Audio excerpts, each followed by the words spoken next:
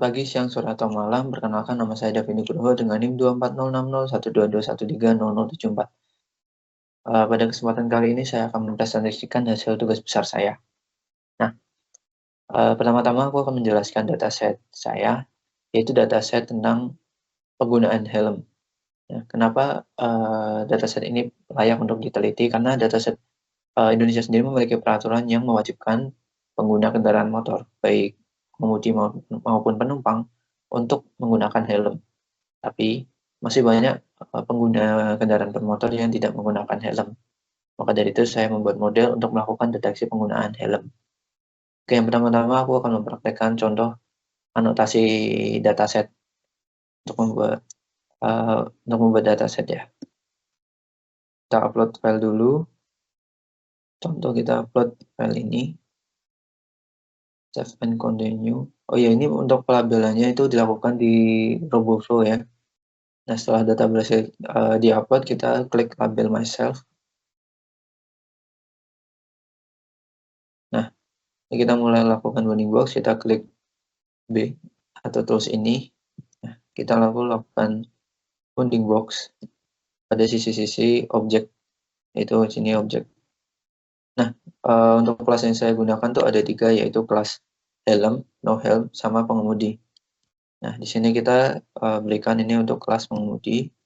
Oh ya, pengemudi itu menyangkup pengemudi dan juga pengguna kendaraannya, dan juga penumpang.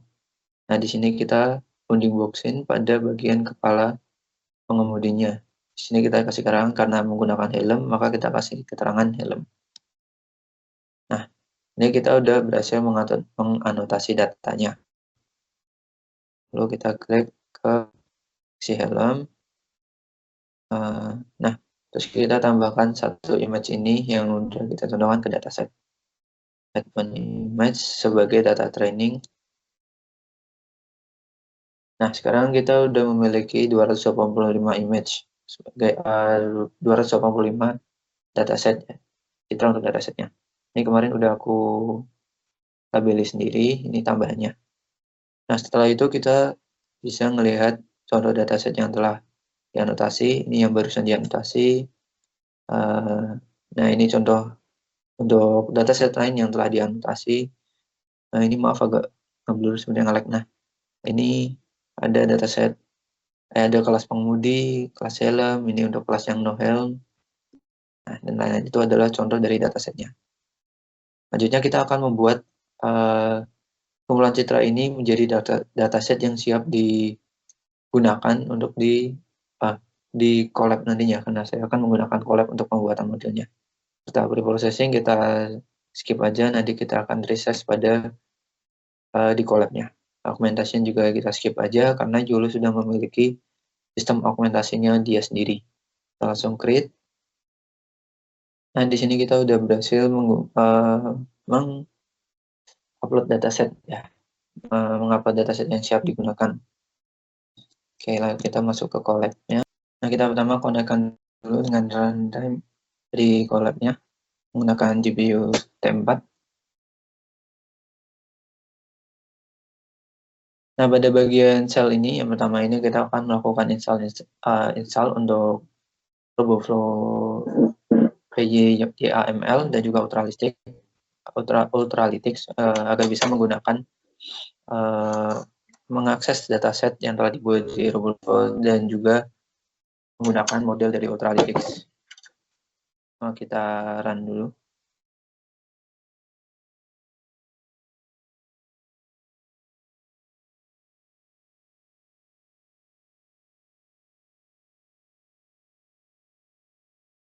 Nah, ini kita udah berhasil nge-run. Itu kita tinggal di download. Nah, selanjutnya kita juga ada mengimport, yaitu mengimport OS, lalu mengimport YAML, dan mengimport collection. Nah, di sel ini tuh kita ingin menghubungkan antara dataset yang telah dibuat tadi di RoboFlow, lalu membuat YAML, lalu juga untuk membuat YAML-nya, yaitu agar jadi, dan juga counter untuk menghitung berapa sih jumlah kelas yang ada, jumlah masing-masing kelas. Oke, kita run.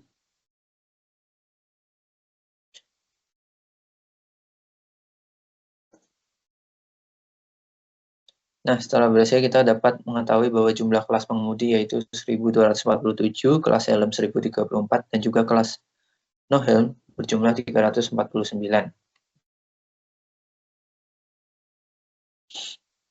Nah, lalu ini kode ini adalah sel ini untuk melihat isi dari data YAML yang akan digunakan. Nah, jadi kita memiliki 3 subfolder, yaitu ada train, valid, dan juga test, di mana masing-masing memiliki 60%, 20%, dan juga 20%, atau 171 untuk training, lalu 57 untuk validasi, dan juga 57 untuk tes. Di sini ada jumlah kelas dari yang dataset kita 3, yaitu helm, no helm, dan juga pengemudi. Pada proses selanjutnya, sel ini kita akan melakukan training pada YOLO retrain, yaitu YOLO 11N yang kita ambil dari Ultralytics. Lalu datasetnya ada ini adalah path dari dataset yang digunakan, YAML-nya. Nah, di sini di model train itu kita ini ada, ya ini penggunaan datasetnya, lalu kita jumlah epoch-nya yaitu 150.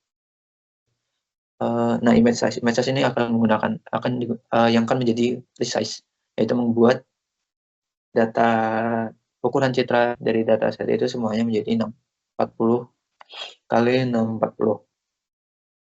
Lalu di sini ada batch size yaitu 32. Jadi dalam sekali proses itu dia ini langsung dilatih menggunakan 32 data. Nah, ini memberi nama, deteksi, lalu di phase 0 itu artinya kita menggunakan GPU, itu dari collab tadi yang GPU T4. Lalu set 42 ini agar dataset yang di random itu selalu sama, jadi konsisten. Nah, lalu ini ada variabel partian sama dengan 10. Ini digunakan untuk early stopping. Jadi ketika pelatihan dalam 10 epoch pelatihan itu tidak ada perkembangan, maka akan stop. Nah, di sini ada optimizer, ada menggunakan ADAMW, dan juga learning rate 0,001. Ini kita menggunakan, nah di sini ini ada arsitektur dari YOLO 11 nanti. Nah, di sini itu ada pengaturan trainingnya, juga termasuk dari argumentasi yang dilakukan seperti copy paste, tapi ini 00 berarti tidak dilakukan. Di erasing 0,4, terus flip, ini flip LR berarti flip left right, lalu flip ini up down. Ada beberapa argumentasi lagi, jadi kurang lebih seperti beberapanya adalah itu. Di sini proses pelatihan telah selesai. Nah, dari tadi 150 epoch ternyata berhenti di 81 epoch. Otomatis karena tadi kita melakukan pengaturan patience-nya 10, otomatis base modelnya itu epoch terbaiknya ada di 71. Setelah 71 ini dalam 10 epoch tidak ada perkembangan atau peningkatan dari hasil dari performa model. Ini kita waktu pelatihan yaitu selama 0,089 hours. Nah, di sini model berhasil menghasilkan untuk kelas helm presisi sebesar 0,941, recall sebesar 0,903, MAP 50 0,967, dan MAP 50 sampai 95 yang lebih ketat sebesar 0,751. Untuk kelas no helm yaitu presisi 0,904, recall 0,754, MAP 50 0,893, MAP 59 sampai 95 adalah 0,586. Untuk kelas pengemudi yaitu presisi 0,989, recall 0,979, MAP 50 0,994, dan MAP 50 sampai 95 0,917. Nah, di sini merupakan kecepatan dari inference model itu kurang lebih nanti bisa dihitung, yaitu 1000 dibagi penjumlahan ini yang akan menghasilkan FPS dari model. Nah, selanjutnya adalah untuk melihat apakah model ini overfit, underfit, atau udah fit. Itu dilihat dari box loss, CLS loss, dan juga DFL loss. Nah, di sini kita pertama ganti path-nya dulu. Kita bisa dilihat di folder run, detect, deteksi, lalu result.csv. Kita copy path-nya, kita ganti path ini, lalu kita run.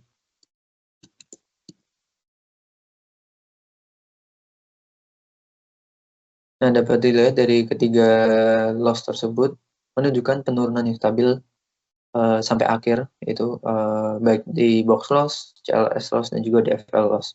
Artinya model tersebut sudah fit, tidak menghafal data training dan juga tidak kekurangan dan tidak kurang berlatih.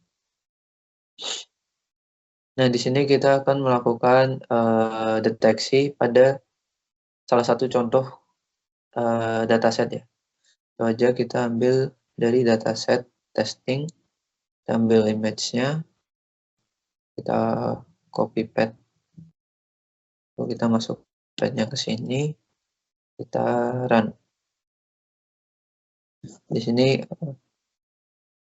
nah di sini kita ngepredik ya dengan kriteria yaitu image path-nya, yaitu source-nya tadi, source-nya yaitu image path ini, confidence, nilai confidence-nya yaitu 0,25, IOU 0,7. Nah, di sini kita berhasil mendeteksi pengemudi, lalu ini helm dan juga no helm ya, cuman agak ketutupan confidence-nya jadi nggak kelihatan. Nah, model ini telah berhasil mendeteksi melalui gambar. Lalu untuk melakukan deteksi dari video dan juga real time, kita akan download dulu wake dari pelatihan model ini. Kita download yang base modelnya. Nah, kita simpan base-nya, kita replace saja.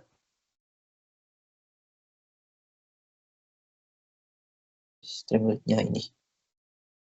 Nah, pertama-tama kita akan upload .pt-nya dulu. .pt-nya kita ambil base model yang tadi udah kita download. Lalu ini pertama yang upload video, itu confidence threshold-nya ada 0,25 dengan IOU threshold-nya 0,7 yang merupakan default untuk detect dari dokumentasinya Ultralytics. Nah, kita browse. Ini kita coba lagi, yaitu dari uji. Kita run detect.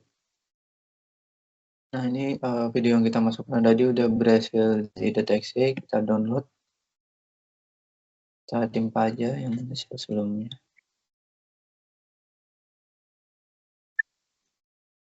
Nah, kita bisa meriksa hasil deteksinya. Nah, di sini kita dapat melihat videonya itu kita sudah berhasil mendeteksi kelas pengemudi, kelas helm, dan kelas no helm. Oke, selanjutnya kita akan melakukan dari URL stream. Nah, di sini aku udah copy link untuk CCTV dari Pantau Semarang. Kita langsung run detection. Nah, di sini kita udah berhasil terhubung ke CCTV. Nah, itu dapat kita lihat bahwa model telah berhasil mendeteksi pengemudi kelas pengemudi, helm, no helm, namun masih banyak kegagalan dikarenakan perbedaan angle, kualitas video, dan juga jarak dari CCTV ke objek-objeknya. Nah, mungkin itu aja presentasi dari saya. Kurang lebihnya mohon maaf. Untuk proses deploy tidak bisa dilakukan karena ada kendala dengan modul OpenCV 2-nya. Terima kasih.